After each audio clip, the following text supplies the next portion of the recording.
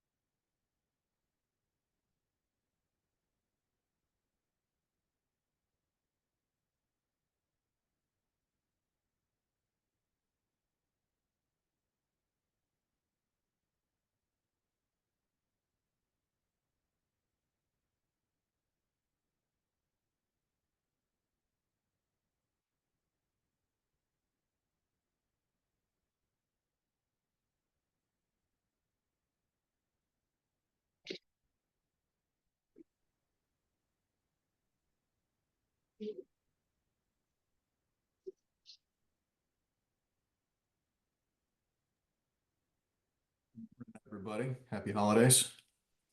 Good morning. Good morning.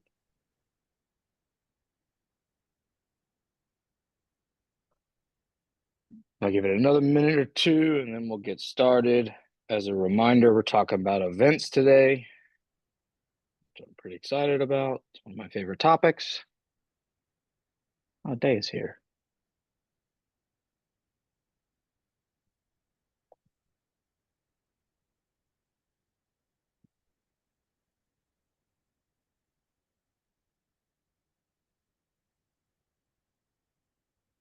Good morning, Daya. Welcome.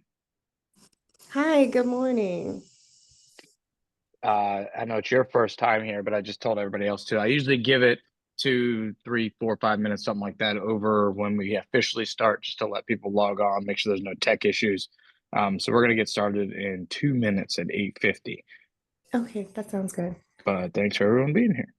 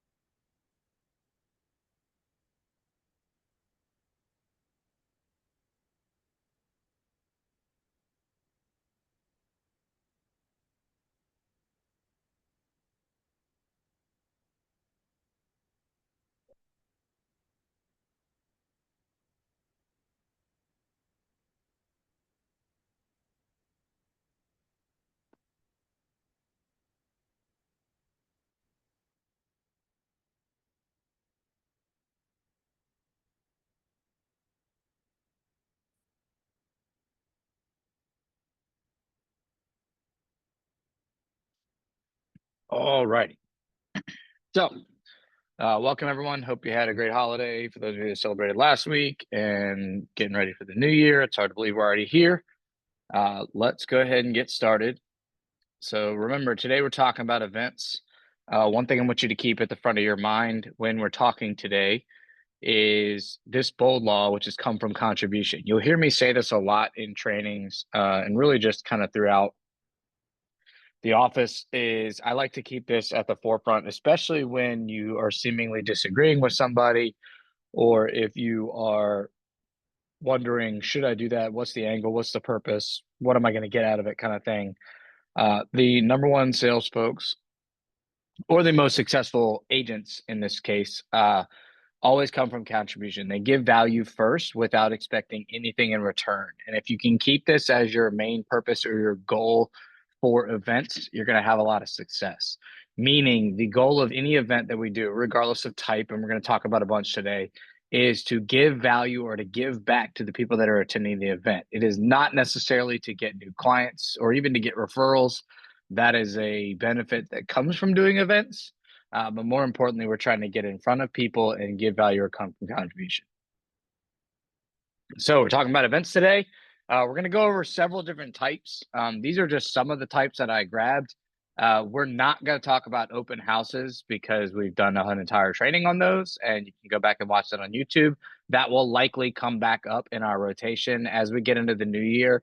These lead generation calls on Mondays are going to be a little bit more topic specific like we've been doing, but we're also going to make them more interactive, and you're going to see some of them start to come up again and again. The reason why is A, those are the highest priority or the most important things we can be focusing on. And B, I'm going to get some of you to engage or to share some of the things that you're doing at a high level. So for example, those of you that have been doing open houses for a little while and that are getting business from it or just having them with success, I'm going to have you share some of the things that you're doing so people can get real life examples and kind of see what's working and what's not working. But let's get started. Now, before we do any type of event, the most important phase is the planning phase. And this is kind of step one. Now, with any high level event that you're doing, you can get multiple what we call touches out of that event. Now, you've heard me refer to the 33 touch from the original MREA book or the 36 touch as it has since been updated to. If you are going to be doing events, you are going to be likely you're going to be much higher than 36 touches. For example, on our plan for next year, we're somewhere in the 100 touch range because we plan on doing 6 events. And with each event, there's going to be 4 touches plus the event itself. So that's 30 touches right there. Now, the odds of everyone showing up to or our database showing up to every event are slim to none, pretty much. That being said, they're going to get those other touches. So before the event, you're going to do a call, a text, and an email, all trying to get RSVPs depending on the event. You're also communicating what's theirs to expect, what the event itself is going to entail. So we'll talk more about this here in a second with examples. However, if the event is, let's say, the first week in February, starting this week, I can call. Starting next week, I can text. The following week, I can email. And then I can do the last 2 weeks to kind of get those last minute RSVPs in before the event itself. So we're already looking at 3 to 4 touches before the event takes place. You want to make sure you're planning a general budget for what you're going to spend. And more importantly, you want to plan an estimated guest list. Now, I like to use the wedding rule of thumb, which is for every 100 guests, about 60% will come. It's probably a lot lower than that, depending on the event. But for budgeting sake, I like to use 60% as expected to attend. Now, if you have a good RSVP system in place, or if you're getting these yeses come through, that can be another way that you can obviously plan for your attendee list. However, you want to be sure to budget to have a little bit of a cushion there. So for example, if we're inviting 100 people, we expect 60 to show up. My budget's going to be based off of 75 coming. You want to have a takeaway for the event. We're going to talk about examples here when we get into these specific events. However, this does not always have to be something that costs money or be a gift.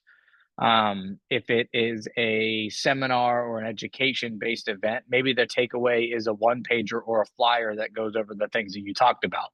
Maybe it's a creative way to get in touch with you. Maybe they get a free staging consultation or a free one-on-one with you. It can be a variety of things, but you want to have a certain takeaway that people can walk away with that will remind them, A, of the event, and B, that you put it on. Engage your sponsors. This is a big one. Our team is currently planning our client appreciation event. The expense range is going to be probably close to $4,000 to put the event on. And we already have about 3,000 raised from sponsors, and we're waiting on another 2 or 3 final sponsors to answer. So there's a chance we might not have to pay hardly anything for the event itself because we're using our sponsors. If you need help with that, let me know. We'll talk off air. And matter of fact, any of you that I want you to look at these different types of events we're doing today and try to pick one. There's going to be a couple that I'm going to highlight more than others because I think they're more applicable to our productivity coaching program. So for example, while a client appreciation event is great, if you don't have a lot of clients, kind of defeats the purpose. You could do something similar where it could be like a friend or a networking event, which we'll talk about. However, I would focus more on the things that are lower cost or lower budget, like reverse pop-bys or education or seminar based or the networking events. We don't even have reverse pop-bys on here today. For those of you that don't know what that is, a pop-by is a small token or gift to show your appreciation. A reverse pop-by is you're having all of the gifts in one place, say the office, and you're inviting people to stop by to pick it up. The most common or best example I give of this is around Thanksgiving time when you see all of these agents giving out pies. A lot of times those pies are at one particular place and people that come by can pick them up. It's an easy way to get face-to-face time with your clients and then give them something back, and that takeaway is the pop-by itself. When you do the event, you want to make sure you're advertising it on social media, both before and then especially during, whether it's photos, videos, live video, capture the moment itself, and you want to show the excitement or the engagement that's taking place. Even if you're doing a Zoom training, you can still screenshot or show how many people are on the Zoom. You can have somebody that's in the room with you take a picture of you hosting. There can be a lot of different things you can do, but you want to showcase the event itself. And the reason why is for what's coming up next. After the event has taken place, you can pick one. You don't have to do all 3. You can also pick 2. So like, for example, a lot of times we'll text and email, or we'll call and email, but we're doing it after the event.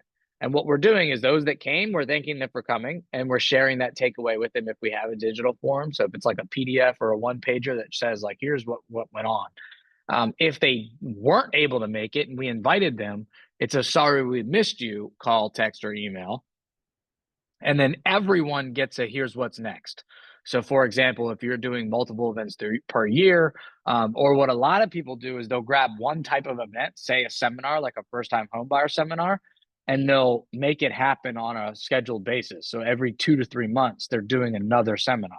And so they're saying like, hey, sorry to miss you on this one. We're doing it again in March, date to be determined, but keep an eye on your emails. We'll make sure you get invited so you can come to attend the next one. Excuse me. All right, let's talk education seminars. The whole purpose here is to give value. And I want you to think about a subject that you already know or that would be easy for you to know that you can share on. The most common types of these are first-time homebuyer seminars. And matter of fact, I like these a lot because you're looking for a clientele or a type of client that doesn't know what they don't know. So for example, it's easy for you to be the expert or the educating piece because people that have never bought a home before have no idea how to buy a home. And so you can showcase certain elements or value that might be common knowledge to most of us as agents. However, the people that are going to attend do not know that. It's also easy to partner up with a couple of different sponsors. Marissa did one recently, and she was able to bring in a lender and a home inspector, and then they can take some of that slot time of talking, and then at the same time, you're still giving value. These can be done via Zoom or in person or both. You can offer both at the same time. The entire goal of an education seminar is to book a follow-up appointment. I'm not trying to sell them on using me or Eden Properties in this case, or KW Metro Center even on that seminar. I'm just teaching value. I'm giving them something that can teach them how to buy a home. If they decide to take that value and take that what they learned and then go buy with somebody else, that's out of my control. The odds or the likelihood of them doing that are a lot less because you're coming from contribution and you're illustrating yourself as the expert. If they're coming to your seminar to get that value, they're likely going to come to you to buy that house. The key is going to be following up with them after the fact, making sure they have any questions and answering those and providing any additional information. And then really the whole entire point is to book a follow-up appointment. So if it's a first-time home buyer seminar, the goal would be when it's over, you get their contact information and you stay in touch with them so you can book an appointment to do the actual buyer consultation.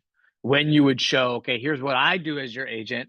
Here's where we talk about your wants and needs and what you're looking for. Here's when we start building a budget. We get you in touch with the lender, etc.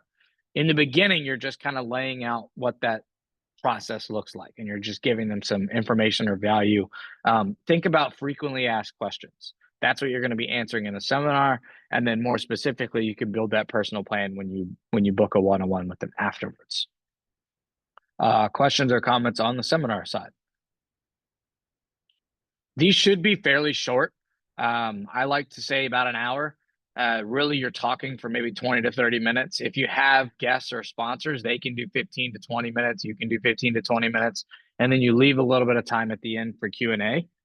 But really, you don't need to go that long. Now, if you make it kind of a combination event, like I've seen people do first-time home buyer happy hours or something of that nature, you can do kind of like half seminar, half teaching base, half face-to-face networking, Q&A, hang out, get to know each other, that kind of thing. That's a little bit different. It's also a little bit more involved of an event. Whereas these seminar things, you're just kind of teaching on repeat and you're trying to get in front of people. All right, client appreciation events, also known as CAPs, client appreciation parties. The whole point is to make it memorable and personal. These do not have to be extravagant events. I've seen people do this at a very high level agent-wise with spending very little money. And it's not just from sponsoring like we were talking about earlier. It can also be doing things like, hey, we're going to meet at Sedona Tap House and I'm going to buy your first drink. It can be, we're going to get a bunch of pizzas and we're going to do a projector movie screen night at the park. You do not have to spend a lot of money to make these things impactful. I've also seen things like ice cream socials or sponsoring a table at a school fall festival or an event. We're going to talk about a little bit more about that here in a second, but think about getting in touch with your top people, your A's, and getting face-to-face time with them. Even if it's just something simple, like I said, we're going to meet at the bar, we're going to meet at the restaurant, or we're going to meet at the pool over the summer, and I want you to come by, bring your friends, bring your family, and lunch is on me, or your first drink's on me. Now, your location is your most important. If I'm going to be doing, if the goal is face-to-face time with my top people or my A's, I'm not necessarily going to say, hey, let's all go play golf, because I'm going to be in the cart with 2 to 3 people and I'm not going to get face-to-face time with the other folks. Versus if I said maybe like a Drive Shack or a Top Golf, then I can go bay to bay and start talking with people. Now, little caveat there, Drive Shack and Top Golf are very expensive. We looked at that for one of our own events. That was just a simple example that came to mind. These can be kind of what you want. Now, they should also be personal to you. I've shared this story before, and a lot of you already know this, but for example, I am in recovery. I do not drink. I do not partake in any of that stuff anymore. So it would not make sense for me personally to do a happy hour event. It doesn't bother me and I can be around it. However, my top people, my A's, would see that as inauthentic because they would go, why are we doing this? Now, they might come and they might enjoy it, but at the same time, I don't want to create a scenario where they feel uncomfortable. I'd much rather do something that we can all partake in. Now, where our client appreciation event is, there will be a happy hour option where people that want to have a drink or two can, but that's not the entire point of the event. The entire point of the event is to be together. There is a saying around Richmond, and really it's kind of been popularized everywhere, but you'll see these places called eatertainments. Think about like your Drive Shack, your bowling alleys that also have kind of bars associated with it. Those type of environments are great for client appreciation parties. They can be a little bit more expensive, so you need to make sure you're working with a budget, and you always want to come for revenue or lead with revenue. So make sure you're not just spending money on a big event that you don't necessarily have. However, if you have a large list of A's that you can get there, or if you have some sponsors that are willing to help, it can be an impactful thing. Questions on client appreciation events? Cool. All right, community events. These are some of my favorite because they oftentimes don't take as much money. More importantly, they are likely already planned for you. You just have to show up and or participate. The most common ones are, and these don't have to be neighborhood specific, they can also be school related. So your kids' elementary school might have a fall festival in the October, September range. There can be neighborhood events. You can do charity drives. There can be some of the neighborhoods in the West End do this, but they'll do, I think they even just call them neighborhood events, but they'll have like a band and a food truck and et cetera. And then you can have opportunities where you can sponsor certain things. So you might say, hey, I'll sponsor the food truck, or I'll sponsor the drink truck, or I'll work the moon bounce tent and make sure kids are getting on and off safely. Then you would wear something Keller Williams or your brand related, and then you can get face to face with people. These can also be done with local businesses in the area. So going back to kind of that happy hour stage, if you live in a neighborhood that's got a local brewery right around the corner, you can go partner with them and say, hey, I'm going to invite the surrounding neighborhood as a way to kind of connect or meet with us. If you are already farming or door knocking a neighborhood, this is a great way to engage that area. One of the best events that I did community event wise with my original farm was we did a coat drive. And starting in October, we started advertising in every newsletter, and I would send out more touches where I would say, hey, for the entire month of December, we're going to be collecting coats at my address, and we're going to go and donate them to a couple different shelters in the area that needed them. And so people would literally drop off coats at my address, whether I was home or not, and then I would collect them. However, it showed me how much more engagement I was getting out of the newsletter itself, because they were actually reading it, seeing what the coat drive was, dropping stuff off, etc. This can be done with food drives, canned food donations, etc. Toys for Tots was a big one that just happened recently, or toy drives in general, but Toys for Tots is an organization. Anything like that can be a great way to engage your community, and it doesn't take a lot of money or effort. It's just kind of, or it doesn't take a lot of money, it just takes effort. It's a better way to say it. Questions on community events? Well, we're rolling. So networking, this is another good one. These are a little bit different than thinking event wise. When I talk about events at the beginning, and I mentioned this last week on training, the entire point is one-to-many approach, meaning my one piece of value that I'm trying to give, I'm giving to a broader audience. It's not a one-to-one, like a face-to-face when I'm sitting with a buyer or a seller consultation. I'm trying to engage multiple people at once. There are specific networking groups out there that you can join. Two of the most common organizations that already manage this are BNI, Business Networking Industry, I think is what it stands for. They've changed names a couple times. And then 212. 212, the owner of it's actually a friend of mine. They are popping up all over. What's unique about these networking groups is they will take one person per industry. So if they are the 212 group, like, so I'll use Jackson's as an example. Jackson is in a 212 group, our in-house lender, and he is the only lender that's in the group. They have one realtor that's in the group.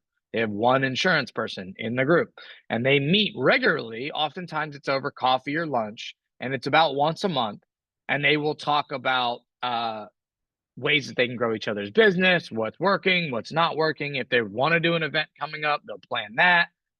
What I like about a lot of these events is there's already a structured kind of agenda or curriculum to the meetings.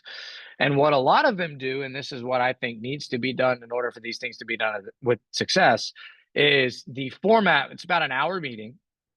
Sometimes they'll go a little bit long, but it's basically there's one vendor each meeting that has kind of quote unquote the floor, or it's their highlight time. So January might be Jackson's time. Jackson gets to be the main speaker of that meeting. Now everybody gets to kind of reintroduce themselves, share what they do, etc. Maybe highs and lows of the last month. But then Jackson's going to be the one that gives something of value. So he might talk about a certain loan product, or the fact that loan limits went up, or that credit scores are improving, or interest rates are coming down, whatever he wants to. He gets 15, 20 minutes to talk about his stuff only to the group that then they can take back to their businesses and their partners and share. The next month would be somebody different in that 212 or networking group. Now, the negative to these two specifically, and a lot of these networking groups that are already kind of preset or organization led, is they do cost money for membership. They're not too terribly expensive. I think last time I checked, 212 was like 500 for the year, and it does give business. However, anything that you spend money on, you want to make sure you're tracking your return on investment. Now, real quick math, if you're spending $500 a year, all it takes is one deal a year to make that worth it. More importantly, if you are new to your business, it can be a great opportunity to meet certain vendors or referral partners that then you can add to your vendor list and then share that with your database and do other things with, like we've talked about. And then more importantly, make sure when they meet is a regular occurring time that you can make. So a lot of them will say like, yeah, we meet the first Wednesday of every month at 9 a.m. And they are also oftentimes location specific. So don't necessarily feel like you have to find one that's around the office if you live in Scotts Addition. There are ones that meet down there. You can simply Google or search 212 Richmond, Virginia, and you'll find their page and be able to join it. But there's a lot of good value in these networking groups where it's a lot more business or referral based specific. Questions about this type of networking? Austin, I was just going to say, you don't even have to join one of these networks. You can create your own if you really want to. If you have 100%. a vendor list, and I'm sure Jackson wouldn't mind being part of your group, right? Or lender that you may have out of the office. But yeah, don't even think that you have to spend money joining one of these things, Yep. Just get your own lender, get your own inspector, get your own plumber, get your own vendor list together, and you can highlight these people each month. Take one each month on your newsletter and highlight their bio, and let people know that you do have a great vendor list. And what a lot of times people will do, and this is how I would recommend going about doing it too, is you can, I guess, guest appear would be the best way to say it. It's kind of like a trial meeting. So they'll invite you to say like, hey, come be a guest at our 212 group to see if it's something you'd be interested in joining. Like, you don't have to pay just to go to the first meeting. A lot of them will let you come sit in on a meeting, kind of see what it's like, get to know some of the people, and then you can leave. I would recommend doing that a couple of different times. You can get kind of the feel of the flow, explore a couple of different groups, whether it's BNI versus 212, et cetera, and then do exactly what Mike said, whether it's take bits and pieces you like and then go do it yourself. Or maybe you get to know a few people. Like, I know folks that are in this face-to-face or referral-based business, like a Jackson. He's always interested in meeting with more different groups of people. So if he can get face-to-face time with different insurance people or agents, et cetera, that's going to be a value add for him. The other thing you can look about doing once the group gets going and gets some traction behind it, you can, I don't want to say charge, but you can all collectively put in a membership money amount, and it could be significantly less than what 212 does. Maybe it's 100 a year, and then that budget is what's used to buy everybody coffee when you meet. So there's ways that you can kind of collectively and cohesively grow it together, and then it's not all falling on you. However, I say that with the entire point of starting your own group, and this is how we go about sharing our vendors with our clients too, is you want to be known as the connector. As a realtor, you should be the person that's sought after to connect to these different people, whether it's a plumber, whether it's an electrician, whether it's somebody like an insurance partner, or even somebody that's not necessarily directly house related, like a financial planner or an attorney. I want my database coming to me to find these different people. And then if I can have those people want to join a networking group, it's a win-win for all of us. So that's a great point. All right, let's talk about another type of investing or networking. This is more investor specific. Now, you have two ways of going about doing this. You can make it an education opportunity where you are going to teach something investor specific. So instead of a first-time homebuyer seminar, you might do an investor seminar. Again, it could be Zoom or in person or in person. It can do both. Or you can do something like, hey, I'm going to meet with our investor group once a month or once every other month, when then we're going to do some of this stuff. So it can be more of like a happy hour or a brunch or coffee meeting or something like that, where you specifically meet and you go over something investor related. The beauty of this is you begin to build an investor list or a database of investors that want to work with you or will work with you. A lot of investors will work with the agent that finds them the deal. So there are some out there that work with multiples of agents. They're not necessarily specifically or tied or loyal to one. They will work with the one that's providing the most value, whether that be deals or doing something like this. We used to have one years ago, and we called it Income for Life, and we would meet once a month. It would be in the evenings because a lot of times these investors would be people that work a full 9 to 5 and they just want to invest their extra income. So think about like your Capital One employees that want to buy a rental here and there. And they would come and we would share a case study of a successful buy and hold property, because I only worked with buy and holds at the time. And we would talk about what to look for, what the margins were, what we bought it for, what the rehab money was, and what it rented for. And we would share all of that with them.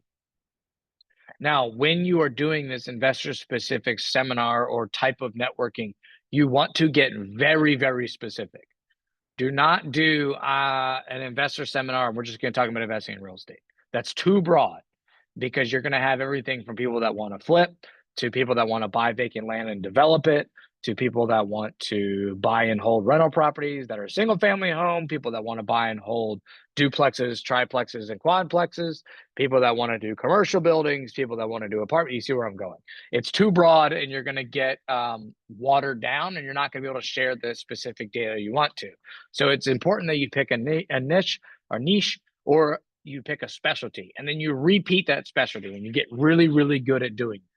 So whether it's flipping a specific type of property or doing buy and holds, if you're going to do buy and holds, which is buying and renting the home out, you can get even more specific than that. You can say buying and hold single family homes or ranchers or townhouses, or the BRRRR method, which is buy, rehab, rent, refinance, repeat.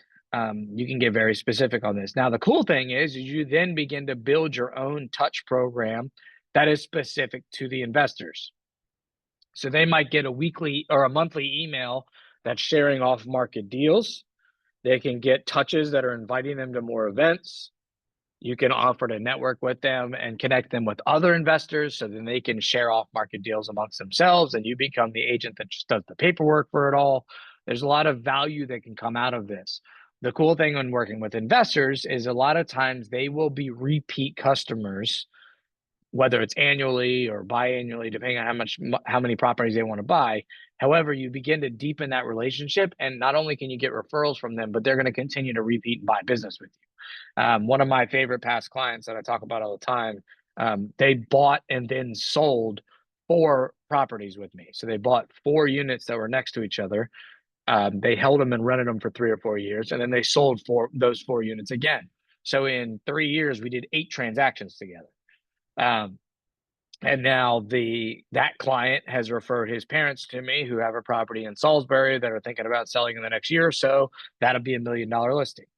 The client himself lives in Virginia Beach, and we've done referrals down there as well. So you never know where one potential client can go. And if you're providing value to them, that can be kind of life-changing, or that income for life mantra can be true. Now, the other cool thing with this too is it can start small and then gradually build. So that first house they bought with me was a $150,000 unit in Churchill, but then they bought another one, and then they bought another one, and then they bought another one, and then they turned around and sold all of those, and they all sold for almost $400,000. So you can see where that income can grow, and it wasn't really that much work because it was the same unit over and over and over again. So this can be a particularly worthwhile investment of your time, energy, and money. But make sure it's something you're interested in. If you don't have any interest in working with investors, or if that's something that intimidates you, don't gravitate towards this event. Now, some of us, and Krista's not on the call, but she's an example I like to use here. Krista and her husband own a few rental properties. And so this is something that's right in her wheelhouse, because she's bought and rented out property before, and then she's managed it herself. So she can teach to that level of expertise because she's done it. Now, what's cool is you can also partner with a property manager, a property management company that can then help you, A, grow your investor list, and B, put on these events. Because if you're helping more people buy rental properties and then they're getting referrals to that property management company, it's a win-win for everybody. If you need help, connecting with a property management company, let me know. We're working on a couple things to try to bring somebody in-house to our KW Metro Center. However, that's not done yet, and it's going to take some time to build that up. So I have a couple around the area. Anytime you refer something to a property manager, one of my rules with them, and this is a good rule for you to take too if you introduce yourselves or connect with others, that property needs to be tagged as with you as the owner. So what I mean by that is if Mike owns a rental or buys a rental with me and owns it and wants to use a property manager, and I refer Mike to 123 Management Company, 123 Management Company needs to mark that, yes, Mike's the owner of the property, but I own that property or I own that lead. Because if Mike ever raises his hand to the property management company and says, hey, I don't need you for 2025, I'm actually going to look about selling that house, I want that property management company to tell me. Because a lot of property management companies have realtors that work there or realtors own the property management company, et cetera. And I don't want to lose that lead. Now, hopefully I'm sharing and staying in touch with Mike anyways in my own 36 touch. More importantly, I want to make sure that I don't, that they don't try to cannibalize our business. And there are property management companies out there that will do that. So you want to be cautious when approaching some of those. Questions on investors or anything to add? Cool. All right, one more. Themed events. Now, we talked about some of this earlier. I just wanted to give a little bit more examples, and I want to talk a little bit in detail about one that I just saw recently that is, I think, fantastic. So we talked about fall festivals. These are easy to get in front of. A lot of these are going to be kind of towards the end of the year. I give some examples as we get going a little bit down the slide here. But a lot of these are towards the back half of the year, and that's somewhat intentional. If you're newer, you want to obviously get some sales under your belt before you start spending money on things like events. However, B, a lot of times these things are being pre-planned out. So a fall festival at a school is obviously being pre-planned out. So it's something that you can kind of tag yourself onto and sponsor a table or bring a table, etc. So Mia actually did this this past fall at one of her kids' schools, and she was able to set up a little table and introduce herself and kind of meet different parents of kids that went to that school. So you already have a like-minded interest. The other thing too is there is some value in doing the exact opposite, meaning if there's a lot of events happening towards the end of the year, there's some value in front loading or doing something at the beginning of the year. One of the other lenders that I work with, he does a March Madness happy hour every year. So when March Madness kicks off for NCAA basketball, that first Thursday, Friday of those larger slate of games, he will pick a sports bar that's kind of centrally located to where he lives, and he will invite all of his top people to go to meet up there and watch some of the games. And he will buy everybody a drink and just kind of network and face to face. And he gets referrals out of it every single year that he does this. So that can be something too that you can kind of tag team with, whether you do it with a lender or not. But it's seasonal. Now, the one I really wanted to highlight here is the gift wrapping events. There's another agent in the KW world that I saw over the week, kind of leading up to Christmas. It might have been 2 weeks prior. Obviously, we just missed that window, so it would be something to plan for next year. But what she did is she bought a bunch of wrapping paper from the Dollar Tree, and she actually hired professional wrappers or people that do this, I guess, on the side. I don't know if professional wrappers is the gift wrappers is the full-time income that they do, but regardless, she hired people that they wrap presents for people, and they came to the office and they kind of decorated their training room was already decorated from their holiday party, so very similar to how ours was if you were able to make that. And then she invited her database to bring any gifts they wanted to and stop by, and they could have their presents wrapped professionally and be done for them at no extra cost to them. And then what she got to do is she got to interact and have face-to-face time with the clients. So the clients kind of hung out and sat back while their gifts are being wrapped, and she got face-to-face time with them.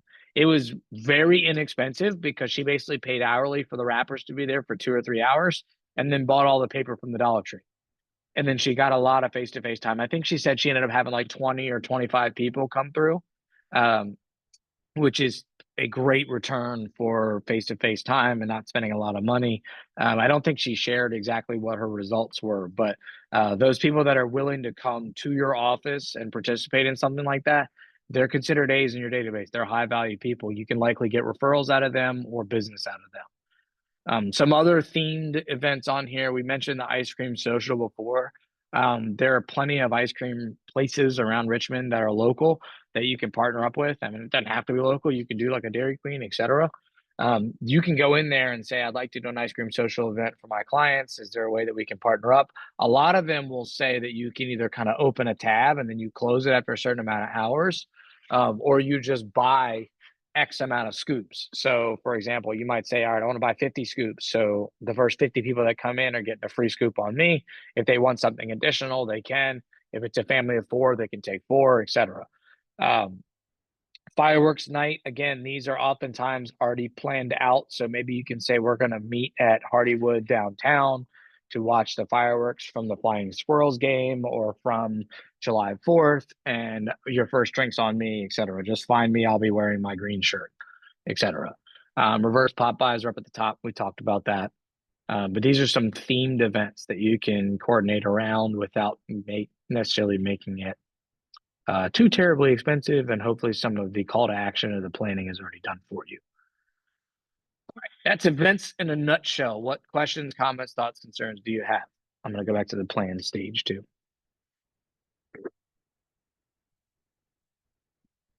Cool. The most important piece of all of this is pick something that's attainable or achievable. Too many times people get caught up in trying to plan too extravagant of an event, especially going into the next year. I want you to start small and then scale it up from there. It is better to do a lot of small events than it is to do one really big event, because you can get more people to attend smaller events. So if I'm doing seminars or if I'm doing community events, or a networking group, those are going to be a lot more impactful because they meet regularly and it's a lot less of an investment, both financially and in terms of your time. And you can still do a lot of these touches leading up to it. So if I'm doing a seminar, I can still call, text, email people to come to the seminar.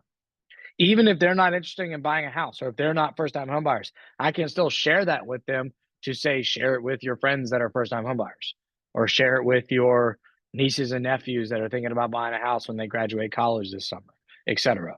So there are still ways that you can add value. You can invite people, and more importantly, it's going to show that you're an expert in the field.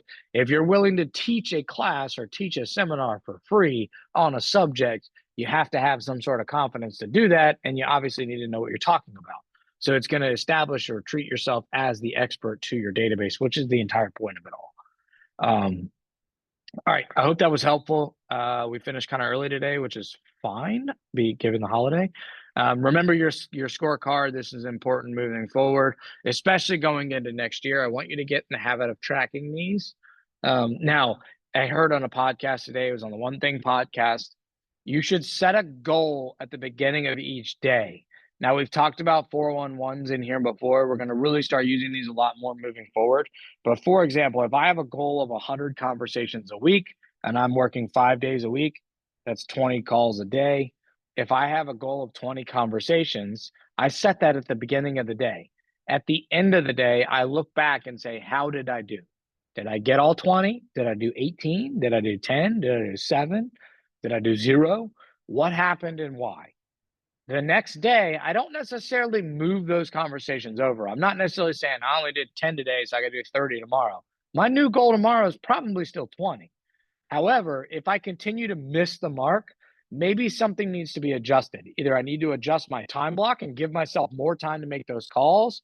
Maybe I'm getting interrupted by the kids and I need to find a better place to do my calls, etc. The same thing can be said for each of these tabs. So if I have a goal to set an appointment today, and at the end of the day, I didn't set an appointment, I need to look at why that happened, and then I need to make changes if it continues to happen. We'll talk about this in detail when we get into kind of some goal planning and some tools in our next group coaching session. But I want you to start thinking this way in terms of each day I wake up, here's my goal, and at the end of the day, did I achieve it? If you can start tacking together some of these small wins, like my goal was 20 conversations. At the end of the day, I have 20 conversations. My goal was to add 5 people to the database. At the end of the day, I added 6. My goal was to set an appointment. At the end of the day, I set one. Those are going to be small wins that are going to start to add up. Not only they're going to compound each other and they're going to help you get more transactions. More importantly, it's going to help build your confidence and build your momentum as we go into the new year. A lot of agents took most of December off for the holidays, etc. And so they're going to hit the ground and have to kind of start from square one. And they're going to be trying to spin their wheels to get going. And that momentum is really not going to build until February or March. If you start thinking about these things now and you hit the ground running January 2nd on Thursday, you're going to be in a lot better shape than most agents. And that's your opportunity to take market share. 2025 is going to be a big year for real estate compared to the last 2. Interest rates have leveled off. They're going to be hovering around that 6%. We talked about this in the last group coaching session. There's going to be a lot of opportunity for people that are moving. I think that folks are going to finally start to realize that there's no big correction coming in sight with things getting a lot cheaper or rates drastically falling. And so people are going to have to make these moves. And you want to make sure you're staying in touch with them now and you're giving value now. So you have the opportunity to meet with them when they raise their hand and say, we're thinking about moving and we need your help. Okay, that's my monologue for the day. Does anybody else have anything they want to add or questions to ask before we log off for today? Cool. All right. Well, thank you all for being here today. Reminder, we do not have group coaching tomorrow. The office is closed tomorrow and Wednesday. Now, if you have your key fob, you can get into the office tomorrow or Wednesday. I will be there most of the day tomorrow. So even if you don't have your key fob, you want to come to the office, if you need to get let in, just text me, I'll be there. And otherwise, I hope everyone has a happy new year and I look forward to big things to come. And we'll talk more about that kind of leading into next week. We'll have our normal schedule next week. So Monday we'll have a Zoom and Tuesday we'll be back in person for group coaching. Cool. Thanks, Austin. All right. Thank you. Thank you. I will see y'all next week. Bye. Happy holidays. Bye-bye. Happy New Year.